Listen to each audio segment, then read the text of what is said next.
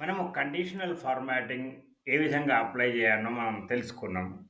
Icon sets, data bars, highlight cells ఈ రకంగా. ఇప్పుడు మనము ఈ వీడియోలో మనం అప్లై చేసినటువంటి కండిషనల్ ఫార్మాటింగ్‌ను తీసేయడం ఎట్లా? ఆ విషయం నేర్చుకుందాం. మనం ఏం చేద్దాం ఫస్ట్ స్టెప్పు ఈ ఏదైతే సెల్స్‌లో కండిషనల్ ఫార్మాటింగ్ ఉందో వాటన్నిటిని మనం సెలెక్ట్ చేద్దాం.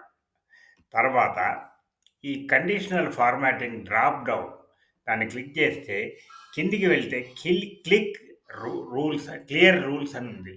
ఈ క్లియర్ రూల్స్ మనం ఎప్పుడైతే దాని మీదకి మన మౌస్ వెళ్తుందో ఈ 2 ఆప్షన్స్ వస్తాయి. ఫ్రమ్ సెలెక్టెడ్ సెల్స్ నుంచి తీసేయాలనా?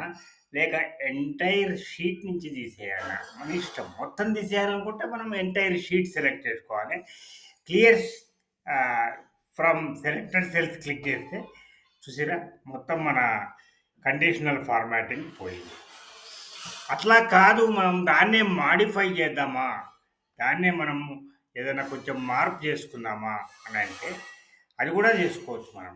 ఆ సెల్స్‌ను మనం సెలెక్ట్ చేసుకొని ఈ కండిషనల్ ఫార్మాటింగ్ క్లిక్ చేసి దీన్ని మేనేజ్ రూల్స్ అని ఇక్కడ ఒకటుంది. దీన్ని మనం క్లిక్ చేస్తే ఒక డైలాగ్ బాక్స్ వస్తది. ఏదైతే రూల్‌ను మనం మాడిఫై చేయాలనుకున్నామో ఆ రూల్‌ను మనం సెలెక్ట్ చేసుకొని తర్వాత ఎడిట్ రూల్ అని ఉంది ఇక్కడ. Delete rule, edit rule, duplicate rule, new rule ఏ ఆప్షన్ కావాలంటే అది సెలెక్ట్ చేసుకుందాం. మార్చుకోవాలంటే ఎడిట్ రూల్‌ని క్లిక్ చేస్తే ఏం మారాలి అనేది మనకొస్తుంది. తర్వాత మరి దీనిలో మార్పు చేయాలనుకున్నది మనం సెలెక్ట్ చేసుకొని ఓకే చేసినట్టయితే మనం కావాలనుకున్నది మారిపోతుంది. ఈ విధంగా మనము కండిషనల్ ఫార్మాటింగ్‌ను తీసేయొచ్చు, ఎడిట్ చేయొచ్చు. ఇది కండిషనల్ ఫార్మాటింగ్ పార్ట్ 6.